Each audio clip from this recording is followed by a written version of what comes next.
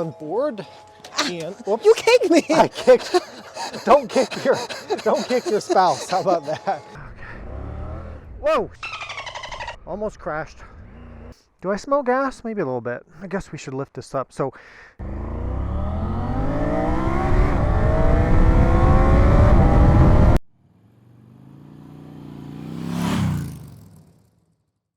Hello everyone and welcome to Big Rock Moto. Thank you so much for tuning in today. Several years ago, when my channel was a lot younger, I reviewed the 2020 version of this bike, the Triumph Tiger 900. And I declared it was a true no-compromise adventure bike.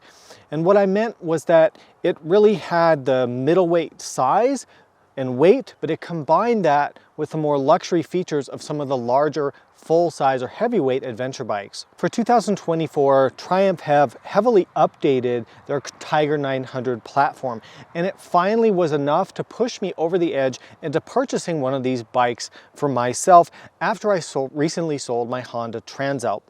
And I'll let you in on a little bit of a secret, although maybe not too much of a secret. I've actually wanted to own a Tiger 900 ever since I tested that first bike back in 2020. So today I'm going to bring you what a lot of you have been asking for and waiting for, which is my full in-depth review of the 2024 Tiger 900 Rally Pro.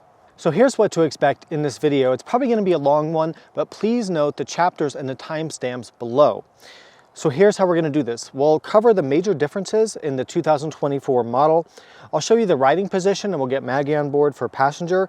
We'll cover the specs and features. We'll discuss maintenance and ownership. We'll cover some important information that not enough people talk about the geometry of the suspension on this bike and how to set it up for off-road riding. Then we'll go into our in-depth riding tests, on-road, off-road. We'll do the sand wash, we'll do the drop test, sport riding, all that cool stuff. Then we'll come back here, we'll summarize the pros and cons very briefly. We'll do a comparison between this bike and its main competitors at this price point. And then after all that's said and done, I'll give you my final thoughts.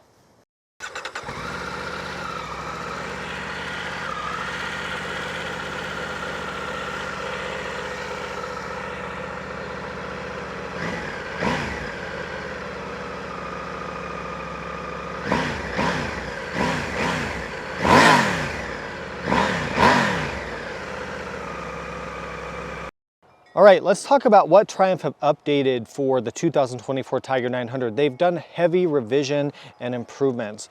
So the trim levels, Triumph used to have 5 different trim levels on the Tiger 900. Now they've simplified that down to 3. So you've got the base GT, the GT Pro, and the Rally Pro. Now the GT versions are going to be your road or pavement oriented versions. They're going to have cast aluminum wheels as opposed to spoke wheels, and they're going to have a 19-inch front wheel instead of the 21-inch front on the Rally. Plus, well, they both have tubeless, but then the suspension on the GTs is going to be much shorter travel, way down to about 180 millimeters travel. You get electronic suspension on the GT Pro in the back. The Rally Pro has long travel 240 millimeter suspension with no electronic adjustments. The other thing to know about GT versus Rally, and we're not going to really focus too much more on this in this review after this, but the GTs also have lower seat heights because you have that lower suspension travel. Now, one thing I really need you to know if you're shopping for these Tiger 900s, Triumph released a model called the Aragon Edition. And in some countries, depending on where you are, they're marketing that or selling that as a 2024 Tiger 900. Now, that's really tricky to understand and really important to understand because the Aragon Editions are not 2024 Tigers. What I mean is that they don't have all the updates I'm about to talk about. They're the old generation Tiger 900, the Gen 1 Tiger 900. The 2024, the Gen 2 Tiger 900 does not come in the Aragon Edition. So if you see that Aragon Edition, what they did was they took a previous year, the 2023 Tiger 900 Rally, they changed the paint a little bit, and they have a little bit different equipment set up on that, like with the crash bars and stuff. But it does not have the update, so you need to understand that. It's really not a 2024 Tiger 900, at least not in terms of like all the updates that have been made, so please know that. Let's talk about the engine. So Triumph have changed a lot within the engine. They've done a 13% power increase, so it's gone from about 94 horsepower to about 107 horsepower. So that's a really nice jump. Another huge change that they've done The screen is now a much better TFT screen. They borrowed it from the Tiger 1200 and other Triumph models. Much crisper, much brighter, easier to read. Totally different user interface and graphics, which is a huge improvement over the previous Tiger 900. Now, Triumph claims that fuel economy has increased about 10%. Now, I didn't own the previous gen Tiger 900, but I did do tests. I did have one for about a month, I believe, and I kind of recall getting around 45 miles a gallon. On this bike, I feel like I'm getting closer to 50 miles a gallon, or I am getting about 50. So maybe that's true. Excuse me, maybe it is about a 10% improvement in fuel economy, but you'd have to have more miles to really fully vet that out. Now, Triumph have changed the major service interval, or the valve adjustment interval, which is your really expensive service versus just like a minor oil change service. They've changed that from 12,000 miles, or about 20,000 kilometers, up to 18,000 miles, or about 29,000 kilometers. So that's really nice, going to reduce your service cost over time. Another huge change to understand, which made a tremendous difference in my evaluation of this bike versus the previous one, is they've rubber mounted the handlebars, and they've really removed all of the vibration out of the handlebars. The old bike at around 5,000 RPM would have a lot of buzz coming to the handlebars. That's gone. We'll talk about more of that in the riding segments. And of course, Triumph have changed the graphics, the bodywork, the fuel tank shape. They've updated, you know, all sorts of things to make it look and feel like a newer bike. They've also moved the handlebars back, at least on the rally model. Not sure about the GTs, but they moved them back, and we'll talk about the pros and cons of that later on in the review. Let's talk about riding position and seat height on the Tiger 900. Adventure bikes are tall, and unfortunately the Tiger 900s are no different than that. They're pretty tall motorcycles. Now, the GT models, as I mentioned before, you get lower seat heights because they have much less suspension travel. So if you get a GT, which we're not really going in depth on this review, the GTs, well, first of all, both models, the GTs and the Rally Pro in 2024, have an adjustable seat height. It has adjusters on the front and the back. You can raise it about 3/4 inch, or lower it or raise it about 3/4 inch, or 20 millimeters. It's nice to have that adjustability. If you're a taller person, you like it a little bit higher, give you more legroom. If you're shorter, you want that lower reach to the ground. So on the GT models, let's see here, checking my notes, you've got about 32.3 inches or 820 millimeters, up to 33 inches or 840 millimeters in the high position for the GT. On this bike, the Rally Pro model, you've got in a low position 33.8 inches or 860 millimeters to 34.6 inches or 880 millimeters. Now, it sounds like the seat heights are pretty high, but you have to consider comparing this bike to other bikes with similar off-road capability, similar suspension travel. That's right where it should be. Things like the Desert X, the KTM 890R, Africa Twins, bikes like that, they're really all right within that 34-inch or so seat height range. Let me jump on board and show you the riding position. So just for information, I have this seat in the low position, okay? And my specs, I am 5'10", or about 1.78 meters. I have a 32-inch inseam, and I weigh around 200 pounds, around 90 kilograms. You can see here really almost a 90-degree bend in my knee. This bike is very, very spacious in terms of the ergonomics, tons of legroom. The riding position, you can see, is very relaxed. It is a noticeable change on the 2024. They moved that handlebar back substantially, so you don't, on the other bike I was kind of reaching forward a bit to the bars, and I think I mentioned that in that last review. Now I don't feel that anymore. It feels a bit more natural. For off-road riding, when you're standing up, let me put the bike on the center stand to show you this. By the way, the center stand is standard equipment on this bike, which is great. When you're standing up, I do kind of prefer a bar to be a little bit forward and more low, which is opposite of what some people think because they think they want, you know, handlebar risers. But on standing position is, it feels natural for me at my height, but I know some test riders have said that they'd prefer the bar a little bit more forward. But I find the handlebar position to be pretty much dialed in for both street and off-road riding, but that's just me personally. Maggie on board, and whoops. You kicked me. I kicked.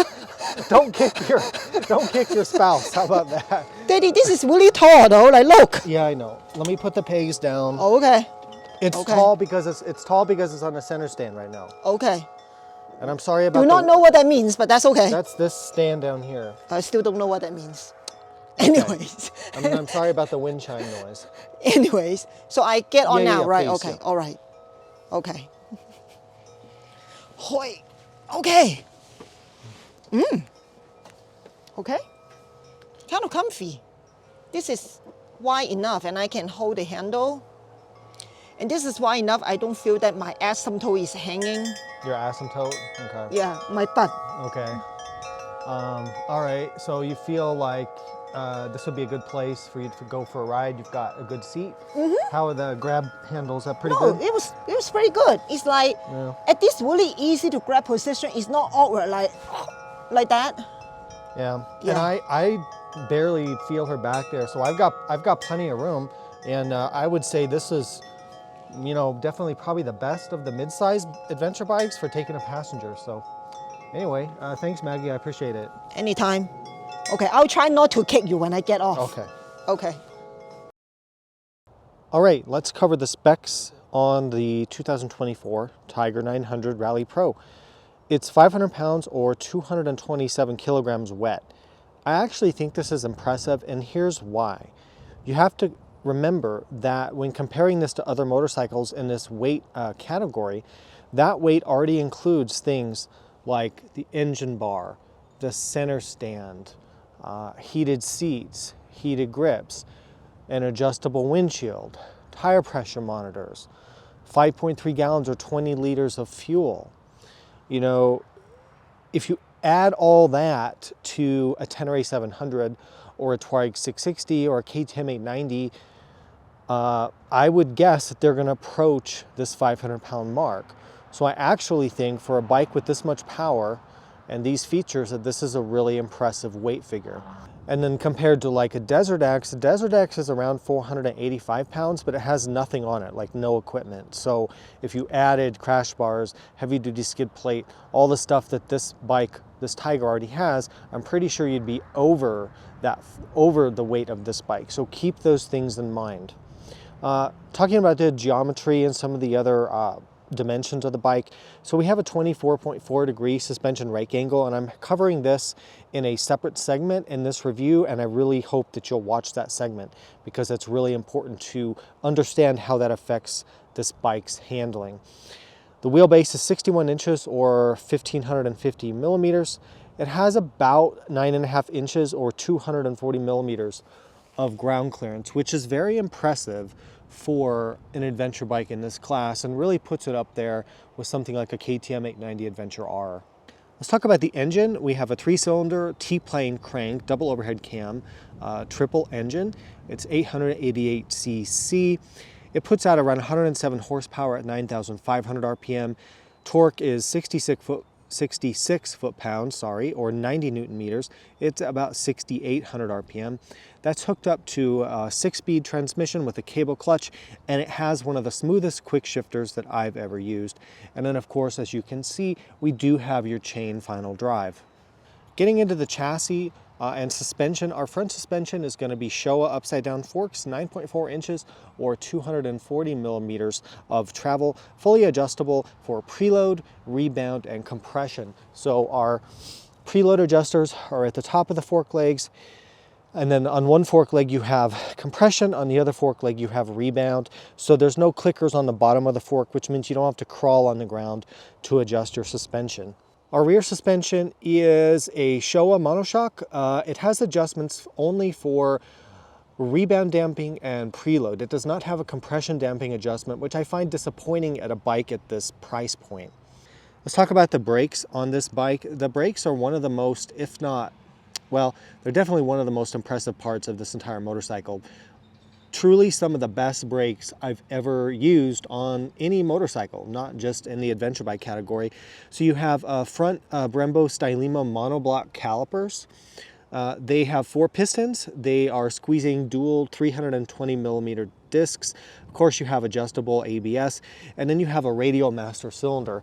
And what that means is the master cylinder up here is a radial design which gives you better and improved feel.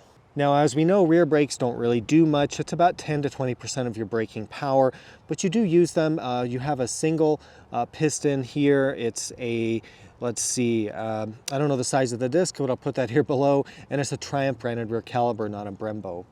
The nice thing about that rear brake setup is you have this adjustable, this lever here, I'll show this in the tour, flips up and down for adjustable brake lever height, which is really, really nice.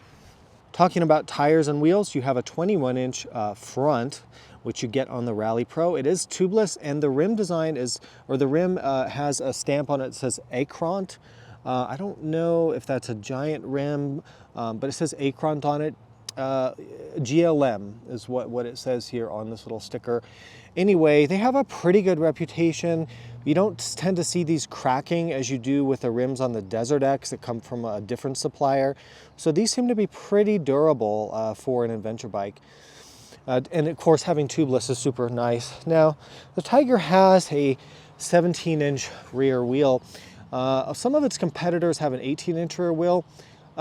If someone says they can notice a difference in the performance, I think that's a little bit of an exaggeration. I don't see how you could really notice the difference in rollover going up just 1 inch on the wheel size in the back especially. So I don't know. Tire sizes, tire selection is still pretty good with the 17-inch. I don't think it's really a limiting factor these days with more and more tires coming out. So I don't really think this matters, although some people seem to think that it does. Now our fuel tank capacity, we've covered that a little bit before. 20 liters or 5.3 gallons.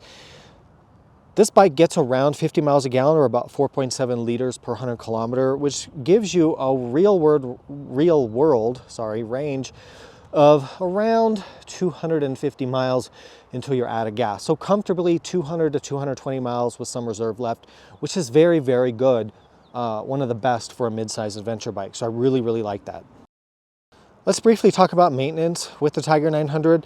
I've done the brake and oil change myself. It's super simple. There's 4 bolts that come off of the skid plate. You can do your oil change, and it uses an automotive type filter. You will have to get the service light reset by a dealership. You can't do it on your own. So they're kind of joining, you know, KTM, or not KTM, but Ducati and BMW and others, where you do have to go into the dealer to have that service light reset. So that's kind of a annoyance, but it's not the end of the world. They're probably going to charge you half hour of labor to do that. Now, valve adjustments, they've improved it on the 2024. It's now 18,000 miles or just under 30,000 kilometers. That's going to be a pretty involved service because you're going to have to take a lot of stuff off here to go ahead and get to those valves. And most people are going to have that done at a service shop or a Triumph dealership. Now, the air filter is actually right in here. So you take the seat off and then you have a little cover in here and you can get your air filter. No removing the tank, none of that. So that's fantastic because for those of you who actually do ride off-road and you have dust, when you have a bike like a Desert X or a Transalp or a Tiger 1200 or some other bikes out there where you have to remove the gas tank, what a major pain that is. So I love the Triumph when they went to the 900 versus the old 800 Tiger, which I believe you did have to move the gas tank. Now it's easy access under the seat. That's a key feature of this bike for adventure riding. All right, we need to talk about this right here. Now, if you've been around Tiger 900 forums or been around the Tiger 900 reviews for a while, like I have, obviously, I do this for a living, but a lot of people have talked about that the front end on the Tiger in off-road conditions like sand or things like that can be kind of twitchy and unstable. And a lot of people have pointed to the 24.5 degree steering rake angle. Now the steering rake angle is simply this angle of the forks here. So you see 90 degrees, if it was, you know, upright, that would be, the bike would just, it would be like a shopping cart wheel. The wheel would just, you know, you'd crash, right? You would have no stability. And a chopper would be with this raked way out and you'd have super slow steering and handle like a Titanic, you know, trying to avoid the iceberg. So bikes are obviously in between that. The Tiger at 24.5 degrees is one of the, if not the steepest rake angle of any adventure motorcycle. And what that can contribute to is a feeling of less stability and more twitchiness, or the sort of inclination of the front end to want to tuck or push in corners in certain situations. It is a real thing with this bike, and I'm telling you right now, as an owner of this now for the past 1,000 miles, it's a real thing, and it's a real I don't want to say problem, but it's a real concern. Now, why would Triumph do this? Well, there could be packaging reasons with the 3-cylinder engine in terms of fitting this with the frame and all the geometry, making all that work.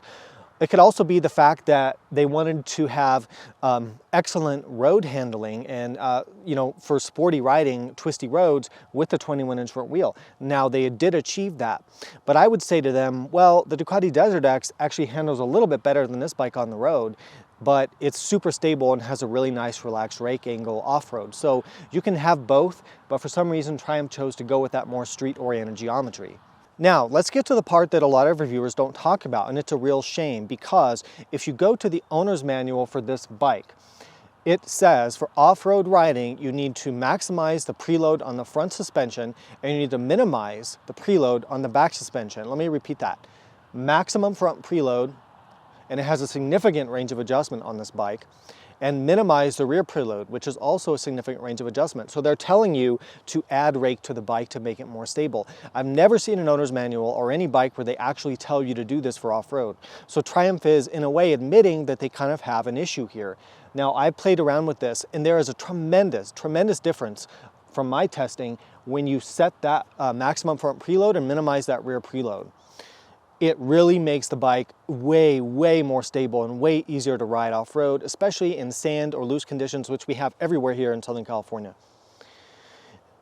Now, you may not want to, you're probably thinking, well, I don't want to change my settings every time I go from street to dirt. You know, I get that and I agree. So what I kind of do is I leave the front preload all the way in. And what I do is I just adjust my rear. So it's pretty fast to crank the rear up and down. You know, you can do it in 20 seconds or something. Minimize it off-road, maximize it on the street. It does make my rear end my seat height a little bit higher. But as opposed to adjusting the front, I just do that. That's kind of a cheat code, I suppose, for it.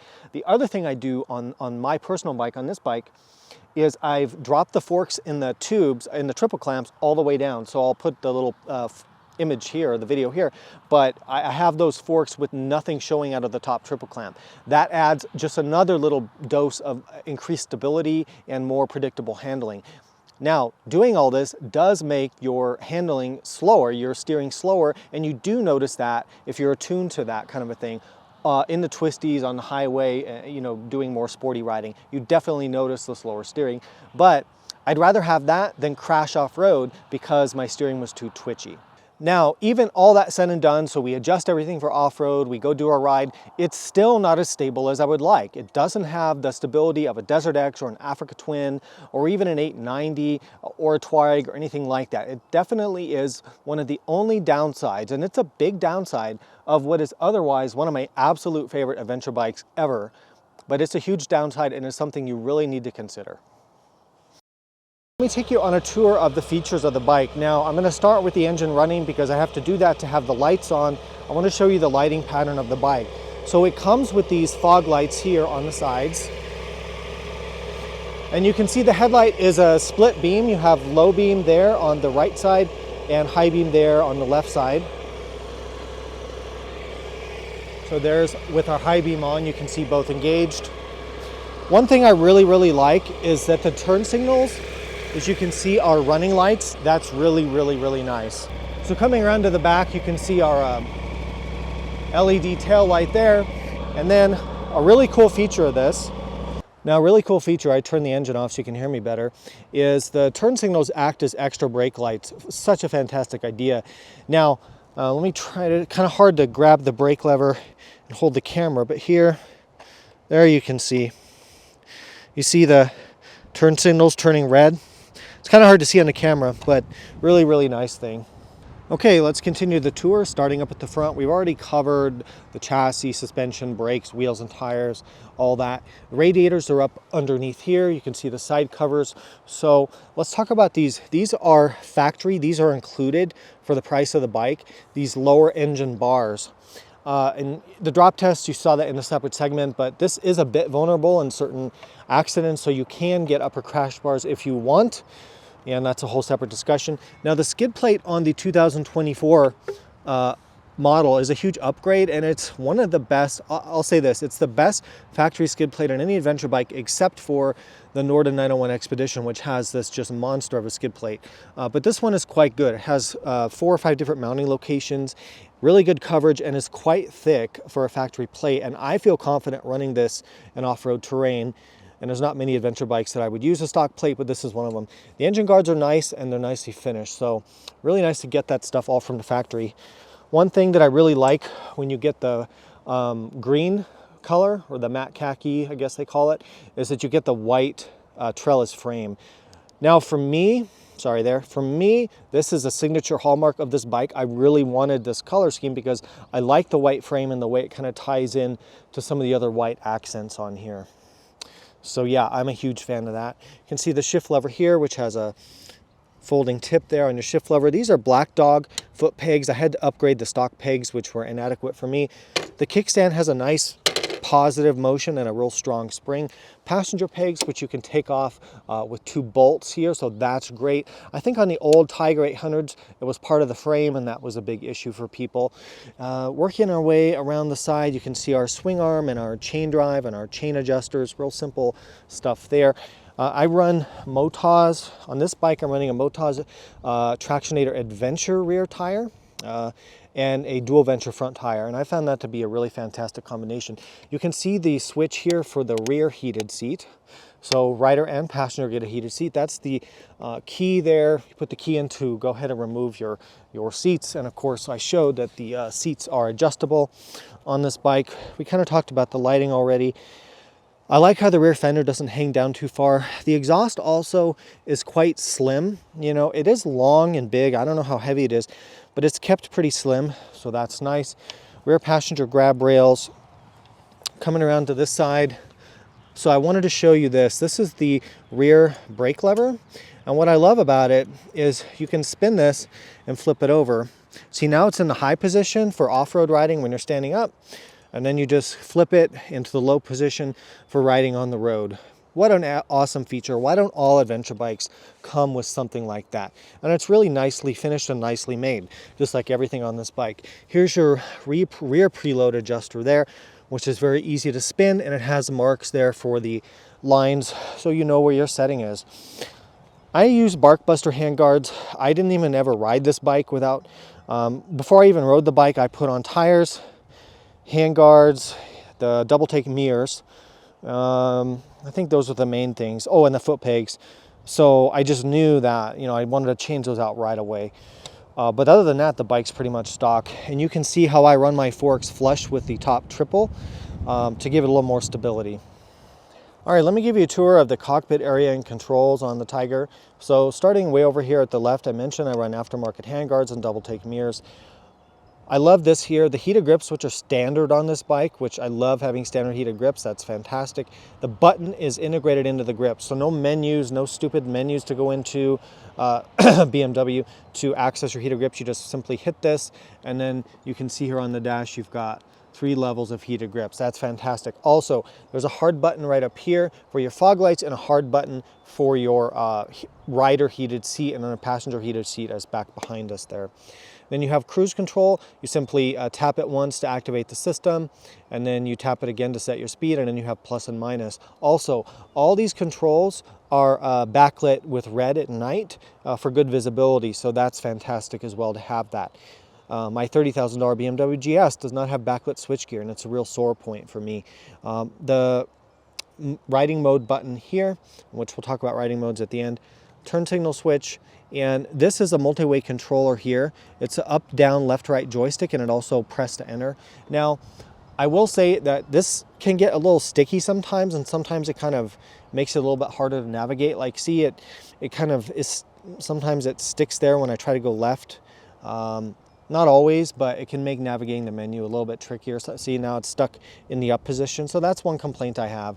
And see, now that it's stuck, it's just scrolling through. So you kind of have to be careful with how you use that, or maybe use some cleaner. It probably has dirt in it. I've been riding this bike in the dirt a lot. Handlebars, which are rubber damped and closer to you now. You've got these stop start switch here, hazard lights, great to have, and then the home button. So at any time you want to go home on the screen, you just hit that and you get back to your home screen. There's a USB-C outlet, the small one up here, so that's great to have. Really like the thing. I mean, the whole theme with this Tiger is that everything's included. Like, you don't have to worry about adding heated grips, adding a center stand, adding USB outlet, adding fog lights, adding engine bars. Everything's just here. I mean, that's fantastic. I just can't say enough about that. The windshield, which you can kind of grab the top and pull it up or down, or you can grab this bar, and it's a very, very meaningful range of adjustment there. Show you the TFT and how the computer works on this bike. I pulled the bike into the shop, trying to reduce the glare on the screen. When you're riding the bike, you don't really notice glare, and the screen is incredibly effective and one of the best in the business. But for some reason, when you try to film this stuff, you just always get these glare and reflections with the camera. So anyway, let me show you. So one thing I don't like, let me show you this. So I turn on the key, 1, 2, 3, 4, 5, 6, 7, 8, 9, 10, 11, 12. So you can see I'm getting Africa Twin vibes here from the boot up. It's about 12 seconds to boot up your screen.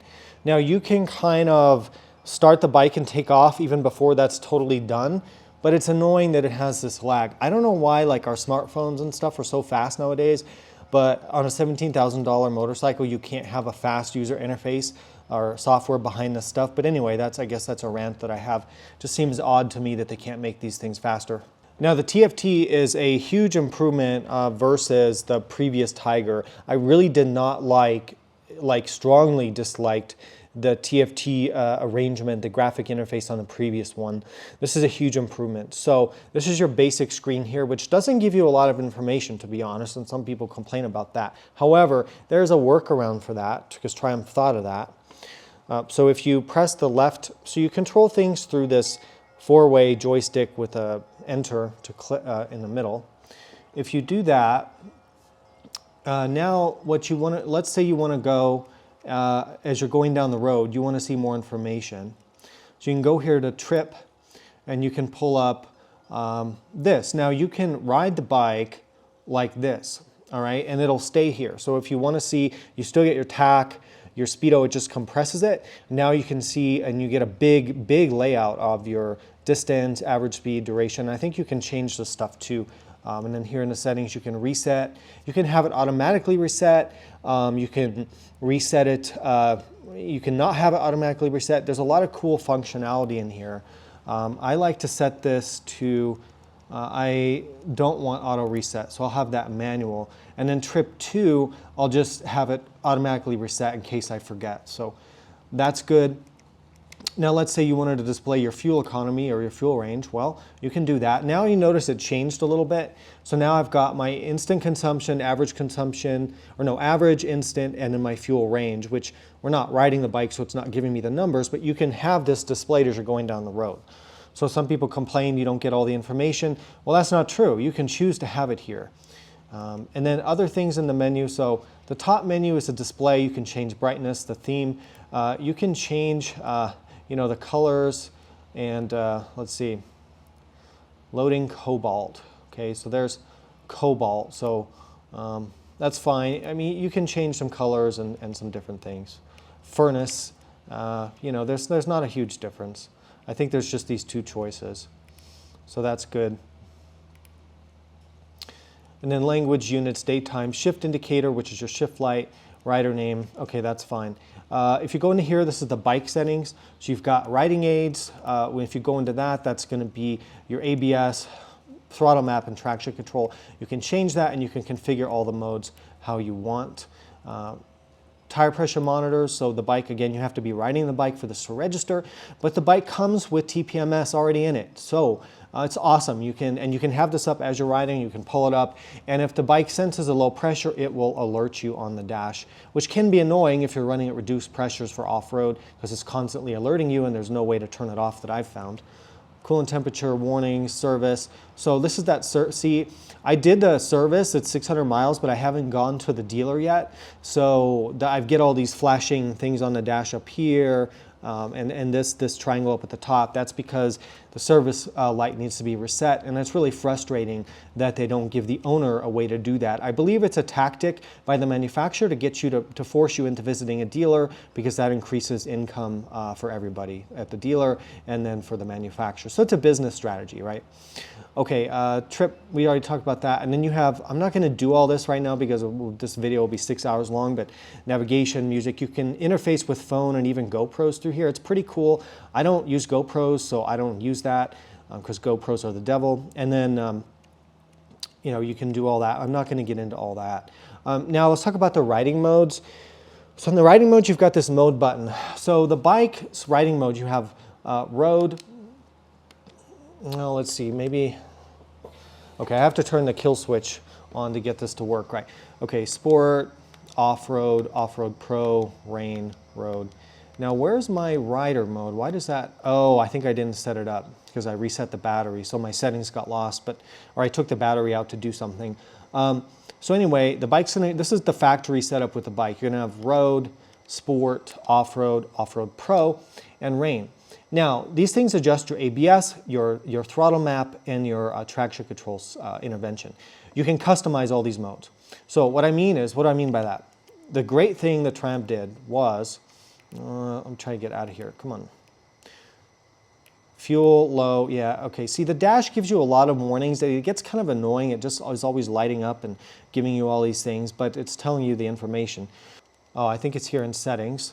If I go into settings, and I go to riding modes. Okay, here we go. So see how it says default, default, default, default, and then you've got rider as well, which you can customize. So that'll unlock that if you customize it. So it's pretty good. Now off-road pro, so like in off-road, it has ABS off to the back wheel. It still leaves traction control on, but just with less intervention. It has a softer throttle map. Now if you go off-road pro, the default on that is ABS is completely off on the front and back, which I don't like. I like to use just front ABS on at all times and then turn the rear ABS off. Map, traction control. So what I'm going to do is set my, well, I'll do this later on my own time when I'm not filming, but I like to set things up a little bit individually for me. But it's great that they give you all this stuff. Now it doesn't really change the power. Rain might have a reduced power. I don't think so though. I think it's just the throttle response, not the actual power of the engine. But anyway, I like that they give you all of that, all those things. And you can also turn these things off here, like if you don't want the quick shifter indicators. You can have self-cancel turn signals, which is nice. I'm going to turn those on. Yeah, so anyway, really good customization, and overall I'm pretty happy. There's a little bit of lag. We've talked about how the button can be sticky. There's the lag on the startup. And then also my other complaint is that they don't give you really like a slide control system. So the traction control setting is just either basically a road mode, which is all the way on, rain, which is more sensitive, or there's the off-road, which is the off-road traction control doesn't let you slide very much at all, so it's really not very useful in my experience. And so you end up just having to turn it off. So you don't have slide control like you do on a KTM, Ducati, or an Africa Twin. And that's kind of disappointing at this price point. Okay, just briefly about how the riding modes work in practice when you're going from street to dirt. The computer has a way of going back into your previous mode. So here's what happens. I'm in off-road pro mode now, which I have set up to no rear ABS and traction control off. If I key the bike off and on, what's going to happen is that for safety reasons, not so much for legal reasons as far as I can tell from my research, but for safety reasons, it wants to go back into the road mode to reset your TC and ABS. This is a common thing on adventure bikes nowadays. Now, they give you a shortcut. So see right here it says return to previous, M plus check. So all I do is hit M, I hit check, and then it says, and then I'm back into, so instead of having to go back to the riding mode selection and select it, I just hit 2 clicks and I'm back into where I left off. So I can accept that compromise. It's not perfect, but it's okay. Now the other thing is you get a lot of warnings on the dashboard all the time saying ABS is disengaged, TCS is disengaged, warning, you could die, danger, all this. There's a little bit too much with the warnings, and the dash is just, there's too much of that. So that's kind of a nitpick, but it's not a big deal. Okay, one more note on the riding modes on the Tiger. So if you, come on, go home. See, this always happens on this bike. So if you're in an off-road mode and you go back to pavement and you forget to reset back to road mode, there's a trick I'll show you. You can actually get it back in road mode while you're going. However, to go from a road mode into an off-road mode, you have to come to a complete stop. That's kind of annoying because a lot of bikes you can just do whatever you want to do as you're riding. KTM, BMW come to mind, maybe some others. So anyway, yeah, you have to stop to go into the off-road mode, but to get out of it, you can actually be rolling. So let me show you how to do that.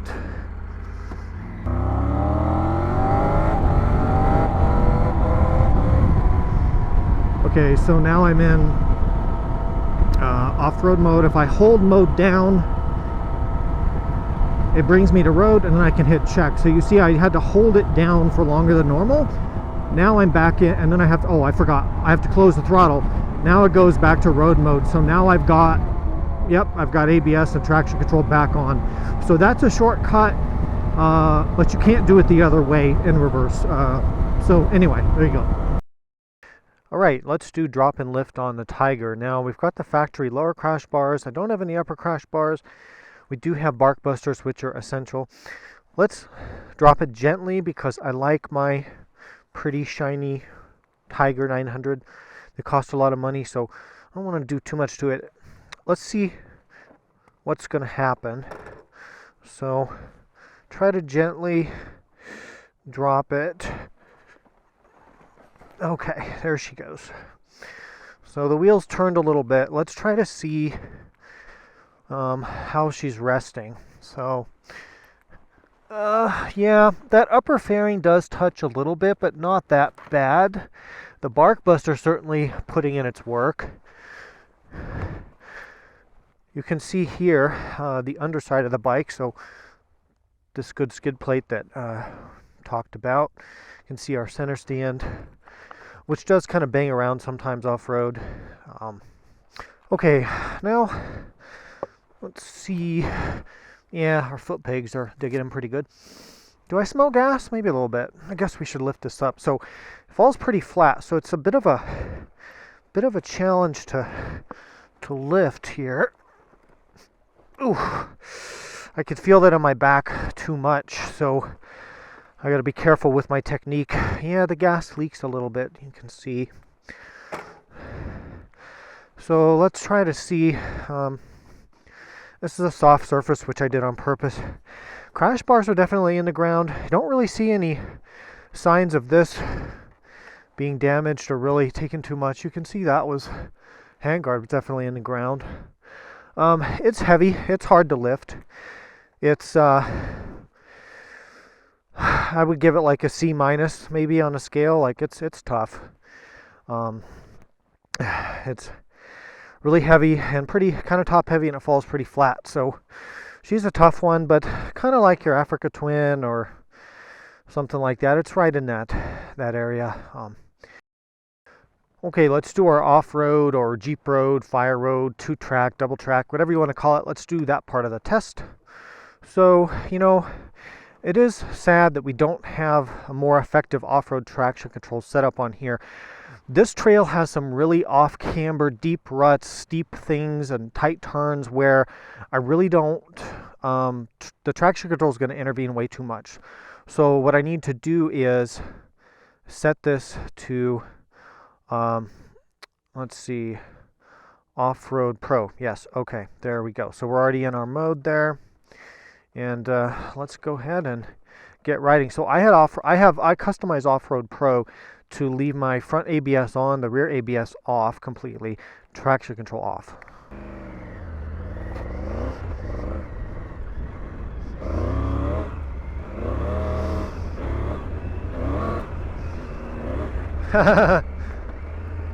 Rocks. Okay, this is our tricky bit here. You see there's some really deep ruts that can swallow up your bike, so we got to kind of good test of clutch control. And you see my feet are like on the sides of the rut here. Oh, got a little bit out of whack, but we got it.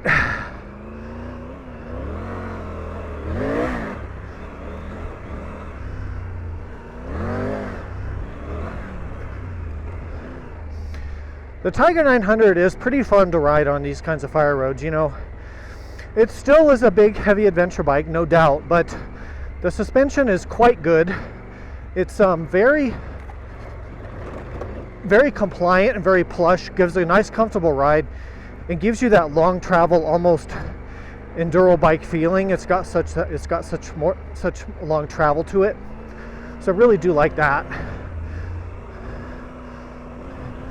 And you know, it handles really nice. It's pretty nice and nimble. It's not as good as a 890 KTM or a Touareg 660, but I would say it handles a little bit nicer than like an Africa Twin or something like that.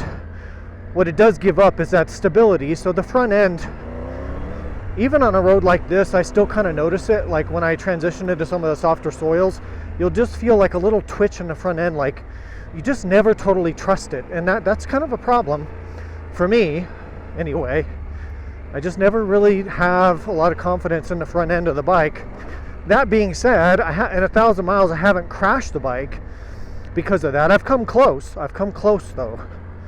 And when I had my 2020 Tiger 900 press bike,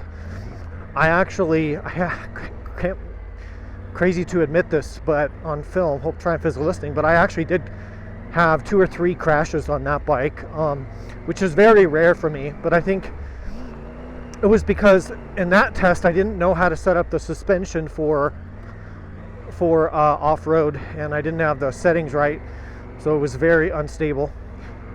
So the engine on this thing, like first gear, you can just idle putt along. It really never wants to stall. Going uphill first gear, I'm not even on the throttle, and it's not stalling out. It's an incredible engine for off-road riding, and you wouldn't expect that. You know, when they went to the T-plane crank, the 900 engine, it was such a huge step forward for off-road performance on the triple engine. It's really, really tractable. You can even watch the second gear, like all the way down to idle in second gear. It's super smooth. It doesn't stall out. It doesn't do anything weird. It's just linear, predictable. And then when you want to go, man, it spools up. It revs up and spools up so fast. It's like just instant.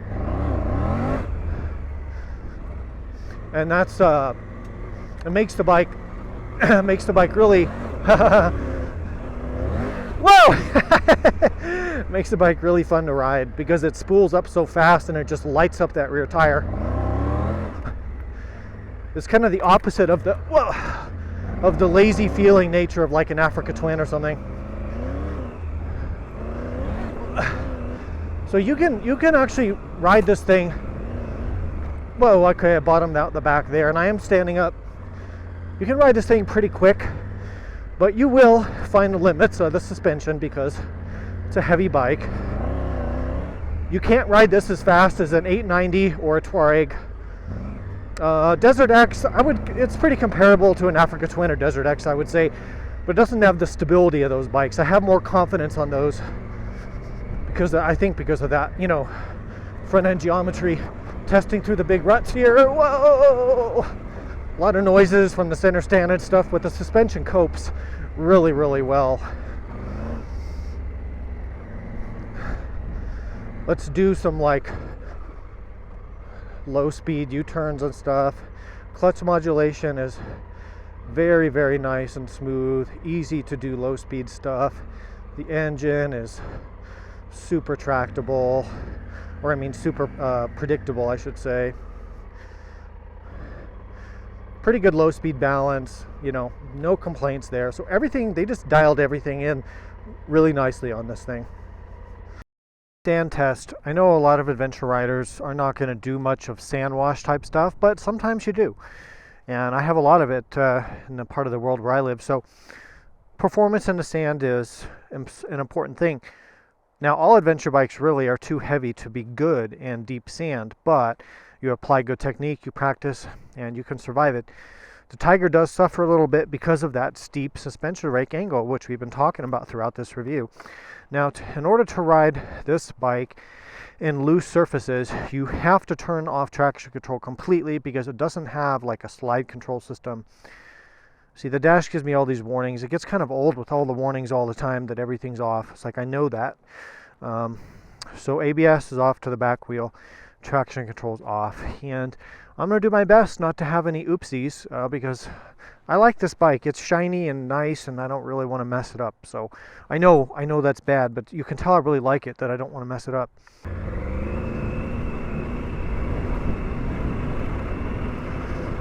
Of course, having good off-road knobby tires like I do is a huge component if you want to have success in the sand. Let's go up and down the wash a bit.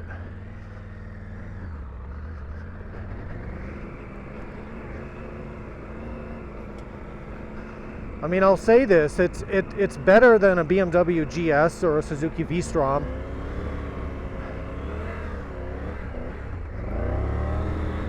But it's still a bit hard to keep the front end pointed where you want. It does have that tendency still to want to kind of knife in and edge into the sand, more so than a lot of other adventure bikes. I'm having a hard time keeping good control here.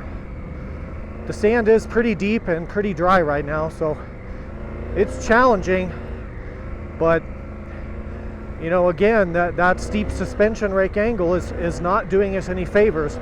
And I have this bike set up, whoa, I have the suspension dialed in for off-road, so I've got it raked out as much as I can.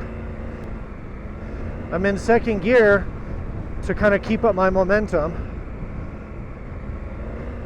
Woo! Whoa!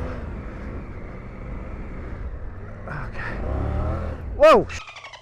Almost crashed.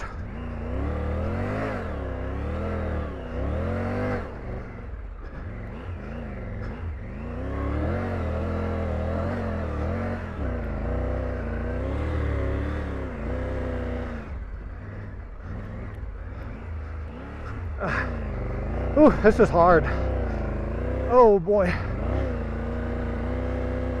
Come on, baby, come on. You really got to teach yourself to let go of the handlebars as much as possible. Try to balance the bike with your legs and squeeze it with your knees. Ah, yeah, boy, that front end is not good. It's not good in the sand, this bike.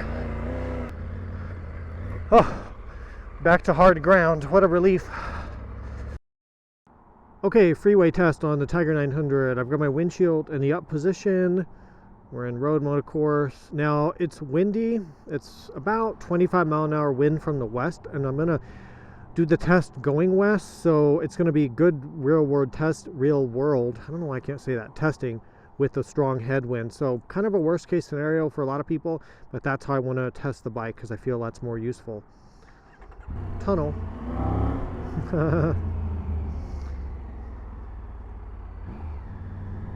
Okay, give it the beans.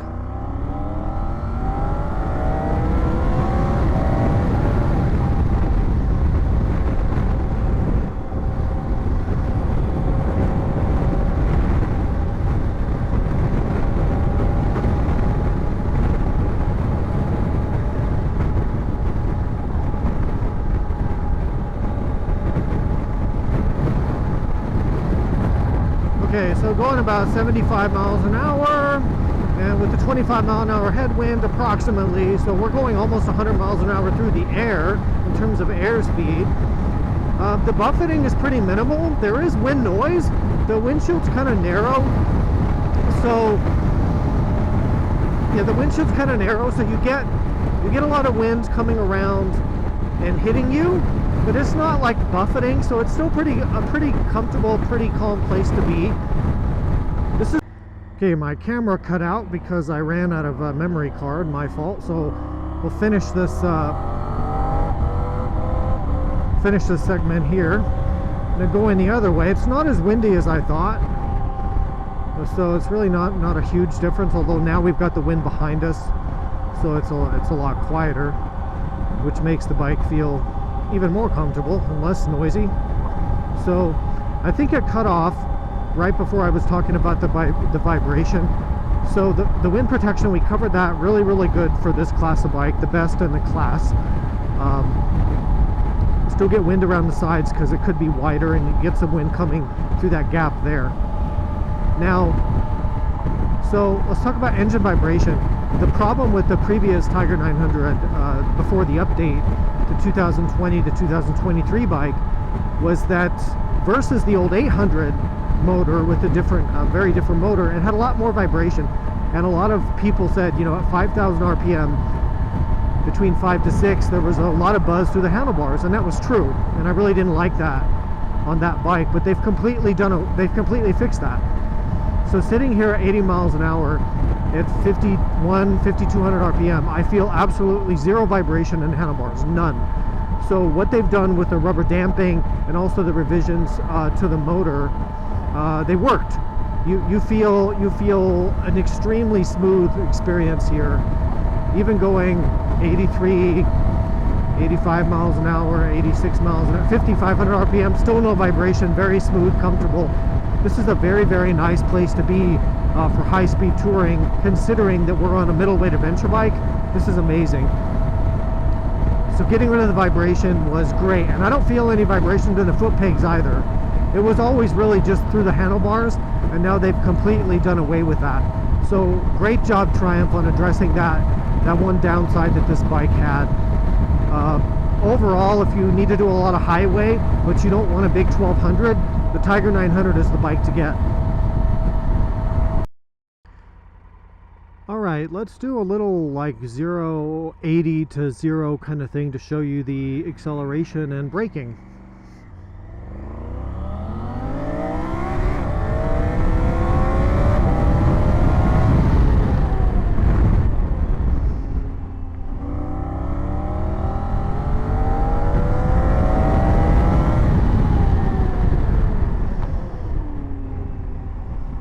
Alright, so yeah, this thing is downright fast.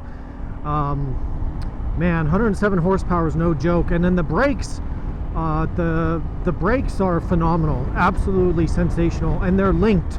So when you activate the front brake, it applies about 10-20% pressure into the back brake, helps balance and stabilize the bike, and it's what professional riders, that's how they use their brakes. So I really am a huge fan of linked braking, and that is new for 2024 actually. Now let's do a little bit of just kind of sporty riding. One thing you'll notice is the quick shifter is very, very refined, smooth. It just has a nice mechanical click to it.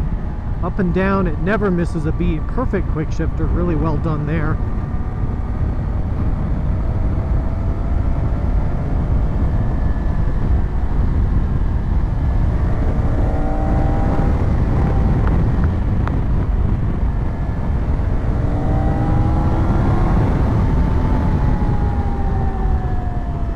Trail braking into these corners, it's very the bike has a lot of confidence to go quickly.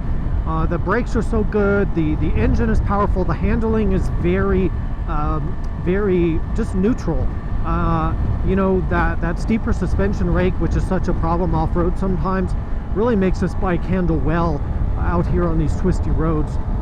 I do have my suspension adjusted now more for the road setting, so I've taken a lot of that rake out of it to make it steer faster, which really makes a huge difference. It's still a bike with a 21-inch front wheel and knobby tires, so it's not a sport bike, but if you put on road tires and dialed your settings in, this thing would be pretty hard to touch on a back road. I mean, there's really nothing bad here. It's one of the best adventure bikes if you like to ride quickly on the street. Everything comes together: the chassis, brakes, the motor, the transmission, the quick shifter. You know, you've got fully adjustable suspension, and it's enjoyable to wring out this motor. It's such a smooth linear delivery of power. It's got low end torque, but it also has this intoxicating high end rush, very quick, and it has a nice, the triple has a nice growl, kind of a snarl to it. It's hard to tell through the microphone in the helmet. But trust me, it sounds really nice when you actually ride it.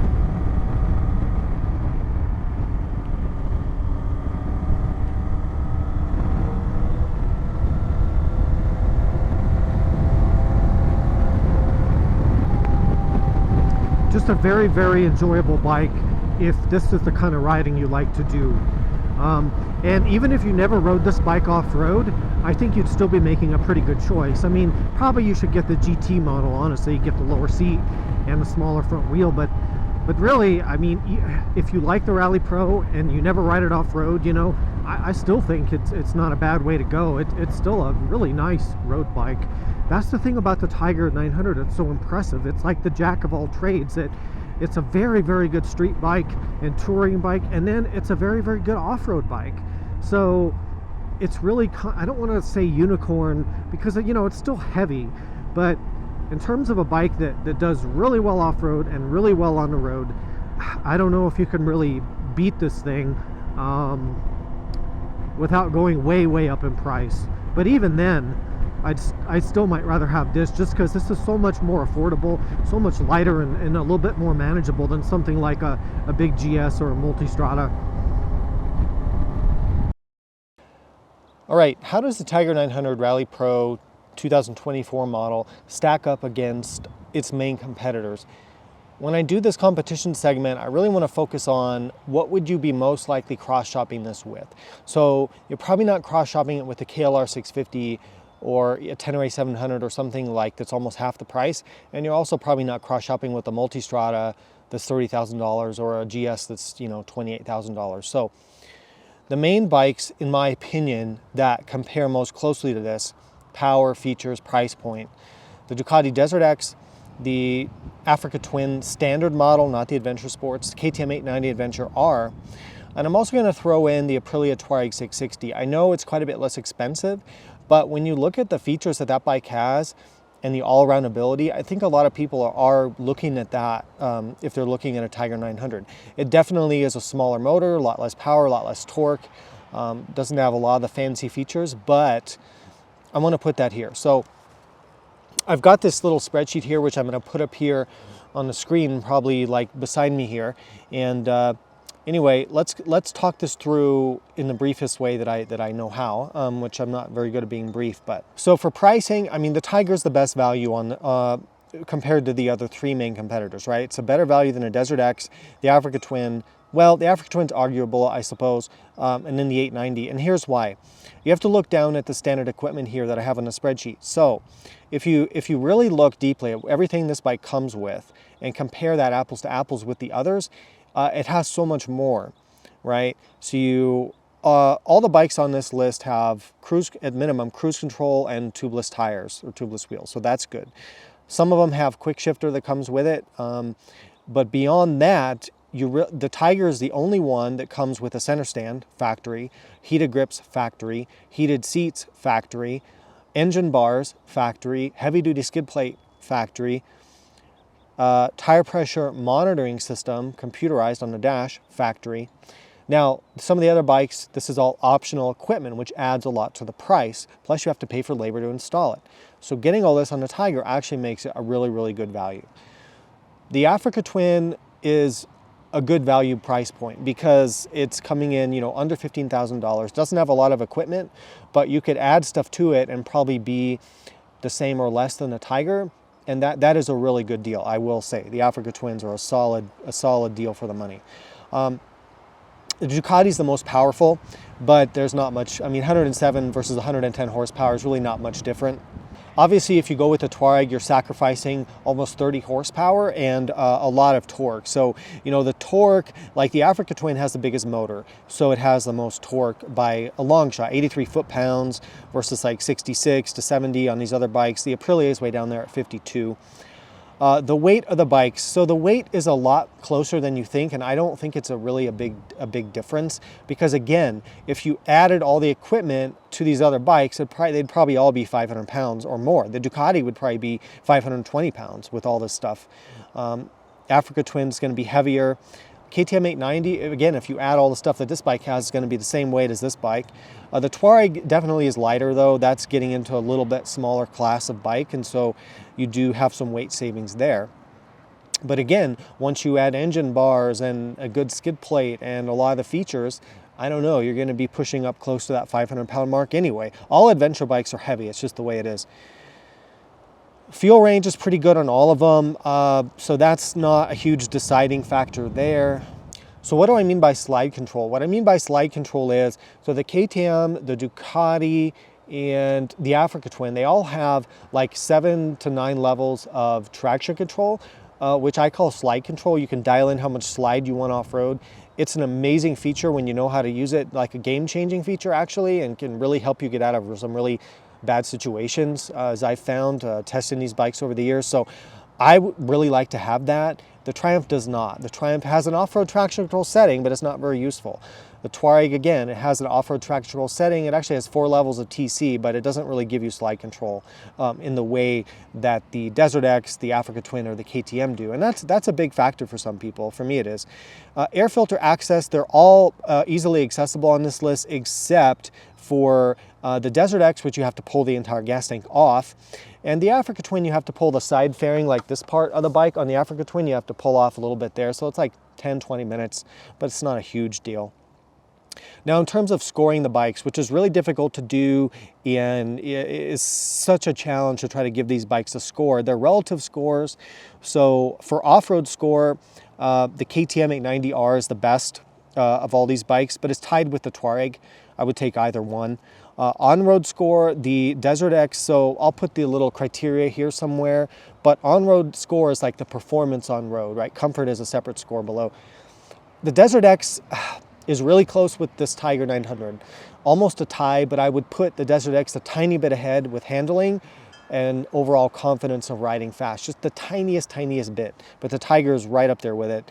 And then the Africa Twin, the KTM and Touareg are a couple notches below these bikes in terms of road performance for sure.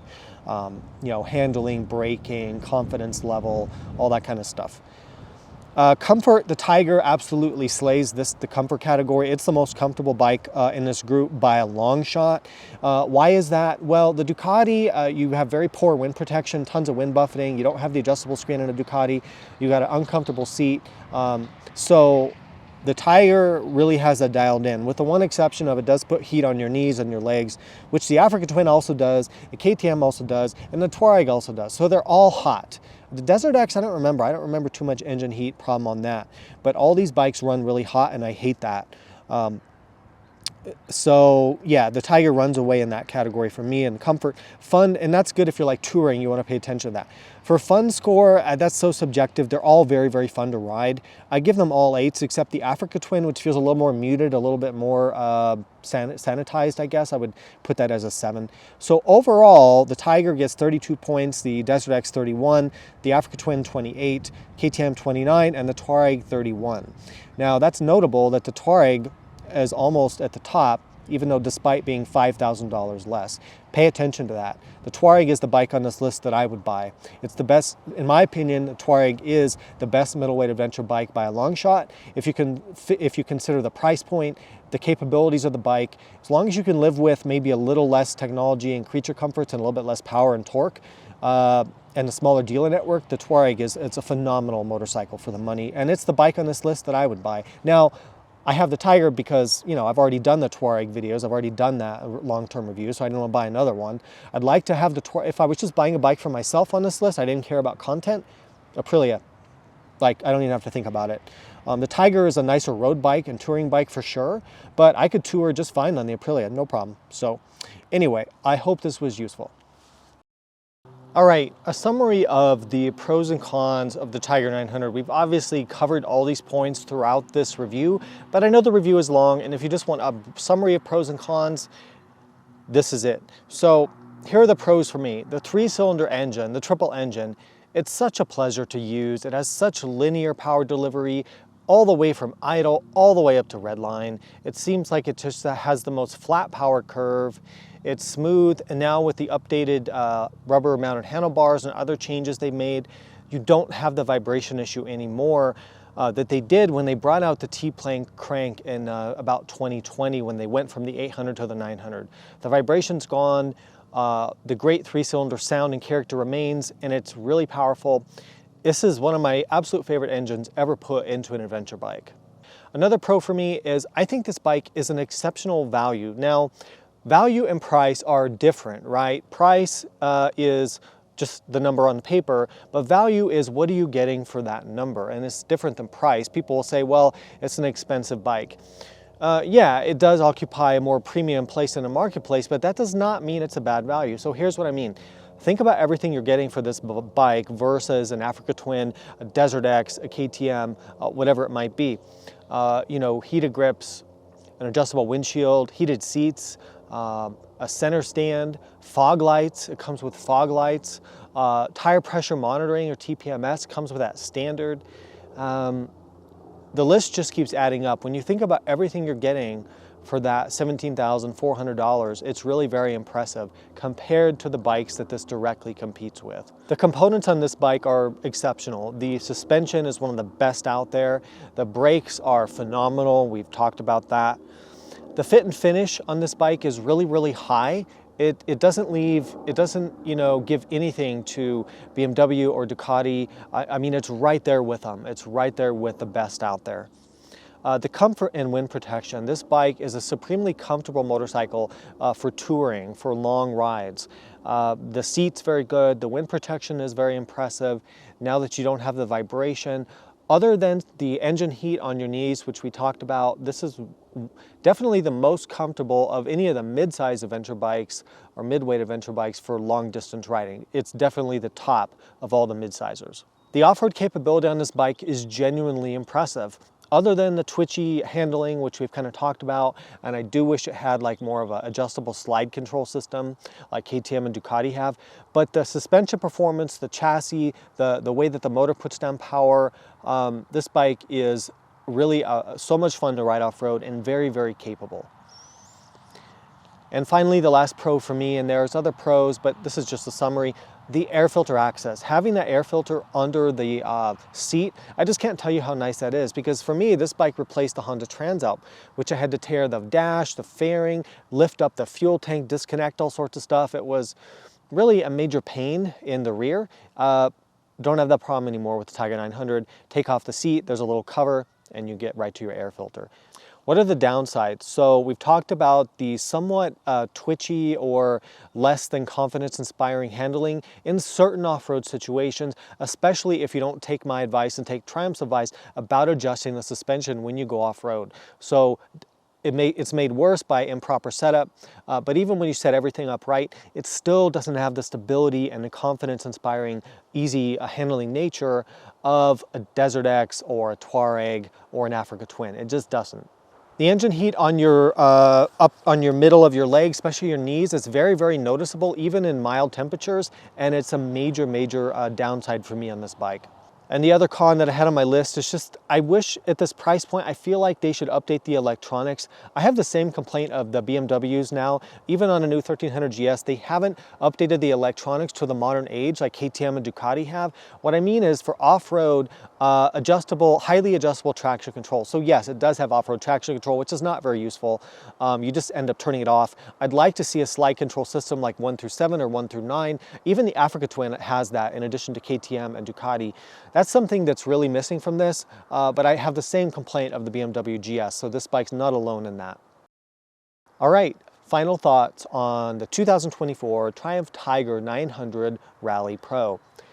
I purchased this bike, and I could have bought anything out there, right? I purchased this bike because I felt it really offered, for the money, for a mid-size adventure bike, a premium mid-size adventure bike, it offered the most for the money, and it was the best to ride. So that's the bike I ended up buying, and I've been super, super, super happy with it. It really, really does. It does everything I always thought that it could do when I reviewed the bike a few years ago, except now it's even better.